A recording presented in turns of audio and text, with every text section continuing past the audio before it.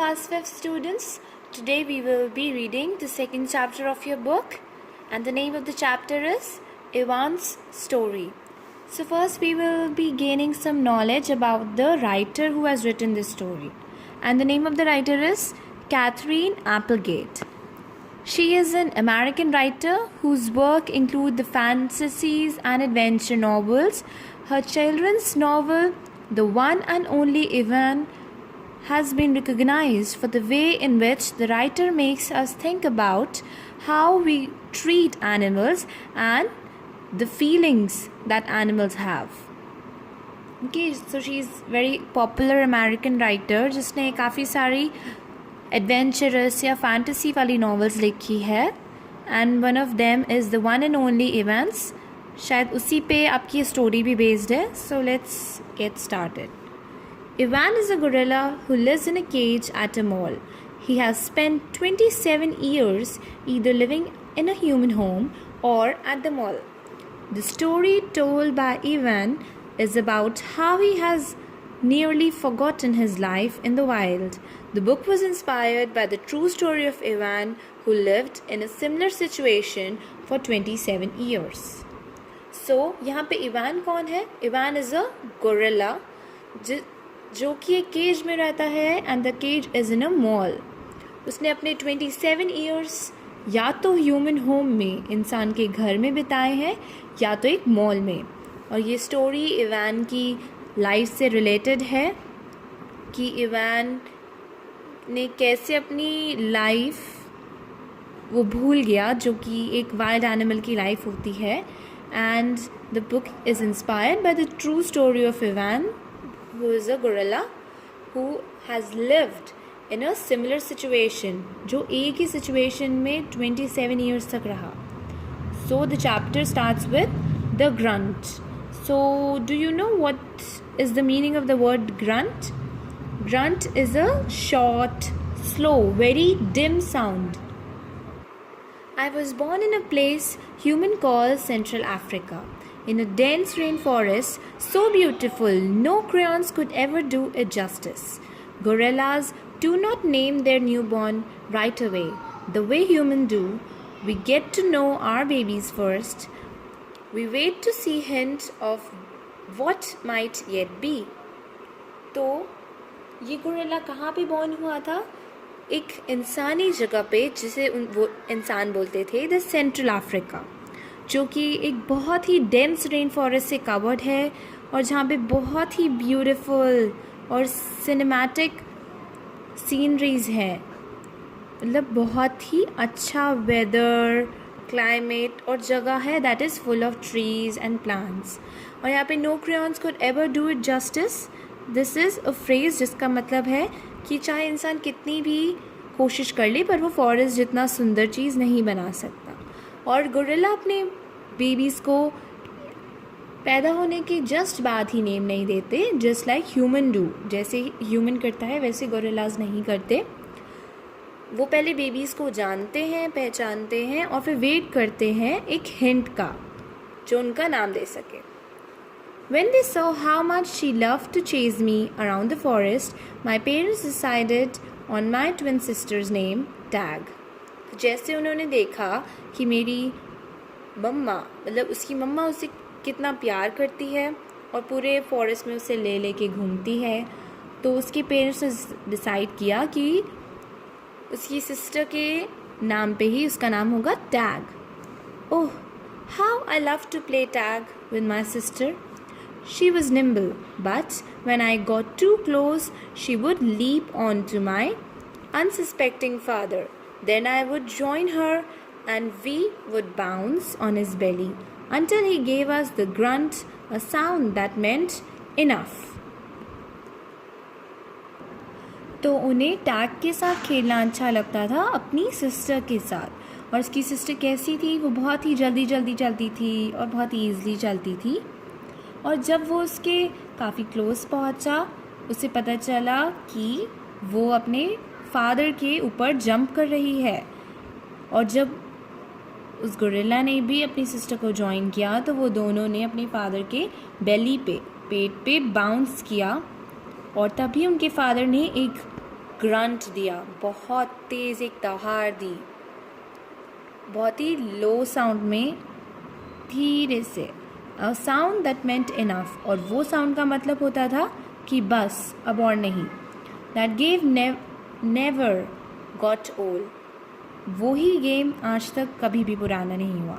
Although my father might have disagreed, चाहे मेरे पापा ने कितना भी मना कर दिया हो. The next is mud. It did not take long for my parents to find my name. All day long, every day, I made pictures, I drew on rock and bark and my poor mother's back. I used to sap from leaves, I used the juice from fruits, but mostly I use mud. तो उसके parents को ज़्यादा time नहीं लगा उसका name find करने में, क्योंकि पूरे दिन रोज़ वो पिक्चर बनाता था रॉक के ऊपर, बार्क के ऊपर, ट्रीज़ की बार्क के ऊपर, और अपनी मम्मा के पीठ पे भी. और वो किस चीज़ से बनाता था? लीफ के सैप से, मतलब लीफ के अंदर से जो लिक्विड निकलता है उससे पेंटिंग्स और ड्राइंग्स बनाता था. और वो फ्रूट का जूस भी यूज़ करता था, पर मोस्टली वो क्या यूज़ करता था? Mud. Okay, and that is why they call me mud, क्योंकि वो मोस्टली मड यूज़ करता था पिक्चर्स ड्रॉ करने के लिए, इसलिए उसका नाम पड़ गया mud. To a human mud might not sound like much, but to me it was everything. इंसानों के लिए मड ज़्यादा कुछ नहीं होगा, एक गंदी चीज़ होगी, पर उसके लिए उसका नाम मड बहुत कुछ था. Protector, my family, which humans call a troop, was just like any other gorilla family. There was 10 of us, my father, the silverback, my mother, and the 3 other adult female. A young male called a blackback, and 2 other young gorillas. Tag and I were babies of the group. उसकी family, जिसे इंसान लोग troops बुलाते थे, वो किसी other family की तरह नहीं थी. वो एक यूनिक फैमिली थी और जिसमें 10 लोग रहते थे. उसके फादर, जिसे लोग सिल्वर बैक बुलाते थे, जो कि एक अडल्ट मेल गोरिल्ला को भी बुलाते हैं. उसकी फैमिली में उसकी मम्मा थी और 3 अदर फीमेल्स थी और एक यंग मेल थे जिन्हें वो लोग ब्लैक पैक बुलाते थे, और एक 2 यंग गोरिल्लास थे, टैग और वो गोरिल्ला, जो कि बेबीज थे उस ग्रुप के. वो लोग एक साथ रहते थे. We fought for some time to time, but my father knew how to control us with a simple scroll. Tag और वो बेबीज थे ग्रुप के, और वो टाइम टू टाइम लड़ते रहते थे, पर उसके फादर को पता था कि उनकी लड़ाई कैसे रुकवानी है. कैसे रुकवानी थी? बस एक छोटा सा स्क्रॉल करके, मतलब एक एंग्री लुक दिखा के, जिससे बच्चे डर जाते थे और उनकी फाइट स्टॉप हो जाती थी.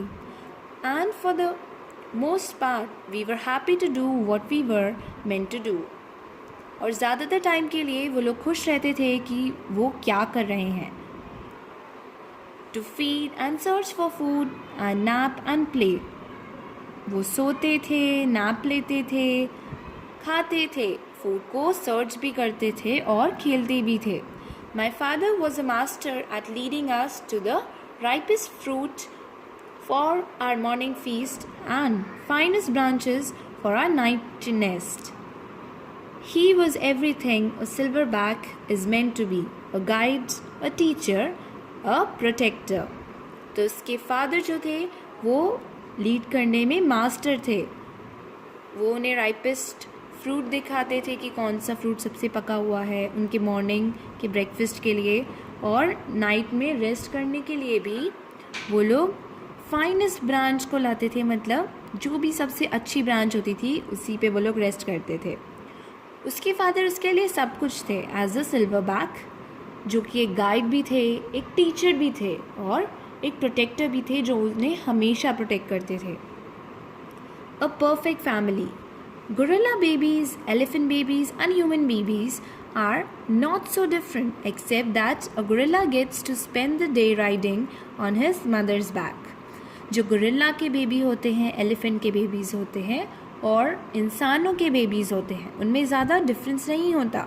सिर्फ एक ही डिफरेंस होता है कि गोरिल्ला के जो बेबीज़ होते हैं उन्हें पूरे दिन अपनी मदर की बैक पे बिताने को मिलता है. Slowly, carefully, and young gorilla begins to go further and further away from the safety of his mother's arm. He learns to skill he will need as an adult. धीरे धीरे बहुत ही ख्याल से जो यंग गोरिल्लास होते हैं वो slowly अपनी मदर की सेफ्टी से दूर जाते रहते हैं. क्यों? क्योंकि उन्हें स्किल्स लर्न करनी होती है जो कि एक अडल्ट गोरिल्ला में होनी चाहिए खुद को सरवाइव करने के लिए जंगल में. How to make a nest of branches, weave them tightly or they will fall apart in the middle of the night. कैसे एक परफेक्ट ब्रांच का नेस्ट बनाना है जो कि टाइट भी हो ताकि सोते सोते गोरिल्लास नीचे ना गिर जाए. How to beat your chest, cup your palm to amplify the sound. कैसे अपनी चेस्ट को पीटना है. आपने गोरिल्लास को देखा होगा वो लोग अपनी चेस्ट पे पीटते हैं. How to move from tree to tree, एक ट्री से दूसरी ट्री में कैसे जाना है. How to be kind, strong and loyal. As a young gorilla you make mistakes, you play, you learn. और कैसे बहुत ही काइंड रहना है, स्ट्रॉन्ग रहना है और बहुत ही रिलायबल और लॉयल रहना है. एक यंग गोरिल्ला मिस्टेक्स करता है, वो खेलता है और उसी से वो लर्न भी करता है. You do it all over again. It was for a while a perfect life. अब वो सब चीज़ें दोबारा करते हैं और लर्न करते हैं. ये सब चीज़ें एक परफेक्ट लाइफ बनाती है. The end. One day a still day when the hot air hummed the humans came. एक दिन जो कि रोज़ जैसा था, एक गर्म हवा चली. That is the day was so still and was so quiet कि the air, you can hear the sound of the air as it went past through you. क्योंकि वहाँ पे इंसान आ गए थे. Vine. After they captured my sister and me, they put us in the cramped dark crate. जैसे कि उसने मुझे और मेरी सिस्टर को पकड़ा, उसने क्या किया, उसने एक स्मॉल से रूम में मुझे रख दिया और जो कि बहुत ही डार्क वुडन कंटेनर भी था. Somehow I knew that in order to live, I had to let my old life die. But my sister could not get go of it. She kept thinking about our home all the time till she fell very sick. जीने के लिए उस gorilla को पता था कि उसे अपनी पुरानी लाइफ को भूलना पड़ेगा, पर जो उसकी सिस्टर थी वो ये करने को बिल्कुल भी राज़ी नहीं थी. She was not ready. वो बार बार इसी चीज़ के बारे में सोचती रहती थी और इसी वजह से वो बीमार भी पड़ गई. It was Mac who open that crate, Mac who took me and Mac who raised me like a human baby. I drank from a bottle, I slept in human beds, sat in human chairs, listened while human words swarmed around me like angry bees. वो Mac था जिसने वो crate, dark crate खोला. वो Mac ही था जिसने उसे उठाया और वो मैक ही था जिसने उसे बड़ा किया एक ह्यूमन बेबी की तरह. वो ह्यूमन की तरह बॉटल से दूध पीता था, वो ह्यूमन्स के बेड पे भी सोता था, उनकी चेयर पे भी बैठता था और ह्यूमन के वर्ड्स भी सुनता था. और उसे सुन के ऐसा लगता था कि वो वर्ड उसके आसपास घूम रहे हो, just like an angry bee. Meg's wife, Helen, was quick to laugh but quick to anger too, especially when I broke something which was often. Meg की जो वाइफ थी जिसका नाम हेलन था, वो बहुत ही जल्दी हंसती थी पर वो बहुत ही जल्दी गुस्सा भी हो जाती थी, स्पेशली तब जब उसने गोरिल्ला ने उसका कुछ सामान तोड़ दिया जो कि बहुत ही रेयर और ऑफन था. I broke the blender when I squeezed 3 tubes of toothpaste and a bottle of glue into it. I broke my toes attempting to swing from a lamp fixture on the ceiling.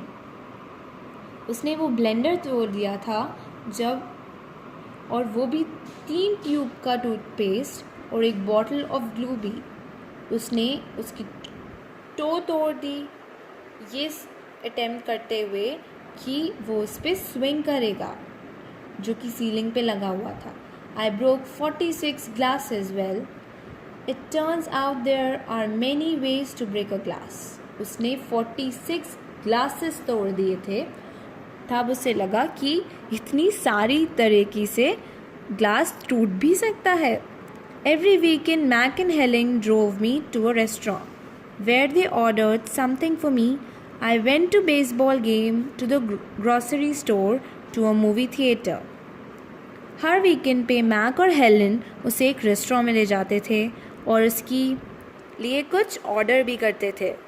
वो baseball के game भी खेलने जाते थे, grocery store में भी जाते थे और मूवी थिएटर्स में भी जाते थे. Even to the circus, they did not have a gorilla. वो सर्कस में भी उसे ले जाते थे.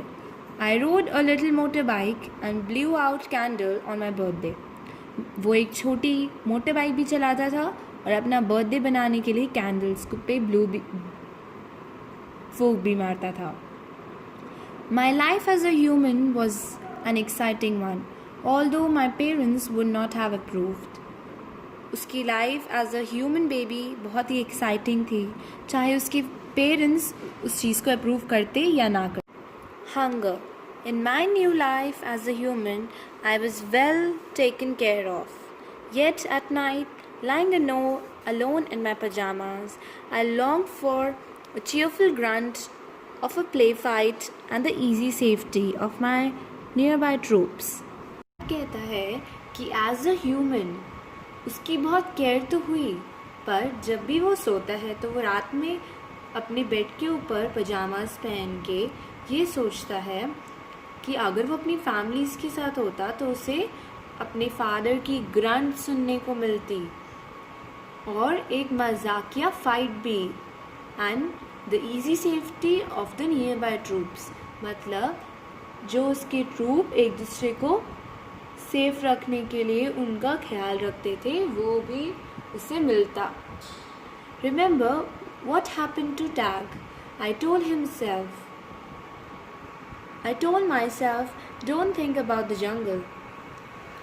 तो मर्द खुद को बोल रहा है कि टैग के साथ क्या हुआ था. मैंने खुद को बोला, पर फिर मैंने खुद को ये भी बोला कि मैं जंगल के बारे में ना सोचूं. Still, sometimes I lie awake wishing for the warmth of another just like me. और कभी कभार वो लेटे लेटे ये सोचता है कि उसके जैसा कोई इंसान, ना कि वो ह्यूमन हो, पर उसके जैसे कोई गोरिल्ला वो उसके साथ वहाँ पे रहे और उससे उसकी वार्मथ मिले. Later, Ivan is sent to a shopping mall where he becomes a part of a stationary circus of many years. Here he becomes used to human watching him all the time and he hardly ever thinks of the jungle. After people began to protest against Ivan's living condition at the mall, he is adopted by a zoo. To know more about Ivan and what happened to him, read the complete novel. So, Ivan को क्या shift कर दिया गया था? एक shopping mall में. काफ़ी सालों तक वो वहाँ पे रहा. फिर क्या हुआ? सारे जो ह्यूमंस थे, जो भी लोग थे, वो उसको हर टाइम देखते थे, पर कुछ लोगों ने प्रोटेस्ट करना स्टार्ट कर दिया कि एक एनिमल मॉल में कैसे रह सकता है. तो उसके बाद Ivan was adopted by the zoo and it was shifted to the zoo. And to know more about this, you need to read the novel. So this was an extract from a novel written by Catherine Applegate, and the name of the novelist, The One and Only Ivan. So this is adapted from The One and Only Ivan by Catherine Applegate. So this was all about your chapter. Now you need to read this chapter again. Find the word meanings on the side column of the page. Thanks for watching.